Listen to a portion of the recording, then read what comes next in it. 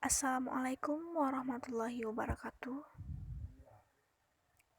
Nama saya Reihana.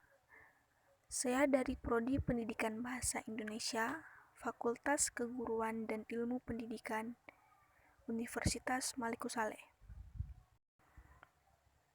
Saya akan menjelaskan mengenai sejarah kritik sastra di Eropa. Sejarah perkembangan kritik sastra berawal pada abad ke-18, saat munculnya aliran romantisme di Eropa. Pada masa itu, penulis dan intelektual mulai berpikir tentang sastra sebagai suatu bentuk seni yang memiliki nilai estetik dan sosial. Pada abad ke-19, kritik sastra mulai berkembang sebagai suatu bidang belajar mandiri, dengan munculnya teori dan metodologi kritik baru. Pada tahun 1920-an dan 1930-an, kritik sastra mengalami perkembangan besar dengan munculnya aliran formalisme Rusia yang menekankan pentingnya bentuk dan struktur dalam sastra. Pada tahun 1950-an dan 1960-an, kritik sastra berkembang lebih lanjut dengan munculnya aliran psikoanalisis dan teori strukturalisme yang menekankan pada analisis simbolik dan struktur dalam sastra. Pada tahun 1970-an dan 1980-an, kritik sastra mulai berkembang dalam arah yang berbeda, dengan kemunculan aliran berpikir politik dan sosial, misalnya feminisme, rasisme, dan kritik postmodern. Aliran-aliran ini menekankan pentingnya analisis konteks sosial dan politik dalam memahami sastra. Sampai saat ini, kritik sastra terus berkembang dan mengalami perkembangan baru, dengan munculnya teori, metodologi baru yang menekankan pada analisis intertekstual, gender, budaya populer, dan lain-lain. Kritik sastra saat ini menjadi suatu bidang studi yang kompleks dan multidisiplin, yang mengkombinasikan berbagai teori dan metodologi dalam memahami sastra. Selanjutnya, saya akan menyebutkan nama-nama tokoh kritik sastra di Eropa. Yang pertama, Plato.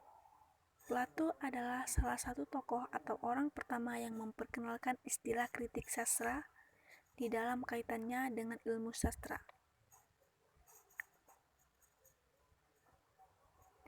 Di dalam kaitannya dengan istilah kritik sastra, pandangan atau konsep yang disuguhkan Plato adalah pandangan atau konsep tentang ilmu memetik atau tiruan yang menghendaki agar karya sastra puisi dapat berisikan ajaran-ajaran moral yang bermanfaat. Yang kedua, Aristoteles. Aristoteles merupakan tokoh pengembangan kritik sastra yang juga berasal dari Yunani. Aristoteles adalah salah seorang murid yang membantah sekaligus mengembangkan konsep atau pandangan gurunya sendiri, yaitu Plato. Yang ketiga, Dionysius Cassius Longinus adalah kritikus yang mempelopori kritik stilistika dan memperkenalkan ilmu estetika. Dan yang terakhir, Marcus Fabius Quintilanus, dilahirkan di Calagurri, Spanyol. Sejarah dan awal pertumbuhan kritik sastra Quintilanus dimulai dari sebuah telaah bahasa atau stilistika tentang penggunaan retorika bahasa. Dari penjelasan di atas dapat disimpulkan bahwa sejarah perkembangan kritik sastra di Eropa berawal pada abad ke-18.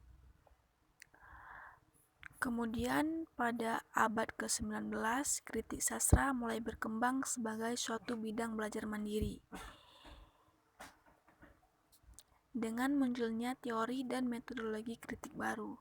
Kemudian pada tahun 1920-an dan 1930-an, kritik sastra mengalami perkembangan besar dengan munculnya aliran formalisme di Rusia.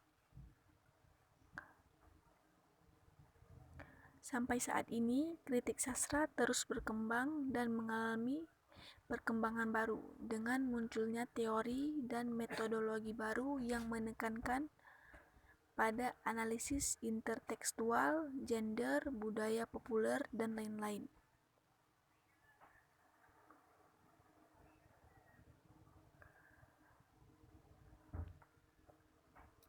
Kemudian ada 4 tokoh kritik sastra di Eropa. Yang pertama Plato, kedua Aristoteles, yang ketiga ada Longinus, yang keempat ada Quintilanus. Sekian penjelasan dari saya. Segala kekurangan saya mohon maaf. Assalamualaikum warahmatullahi wabarakatuh.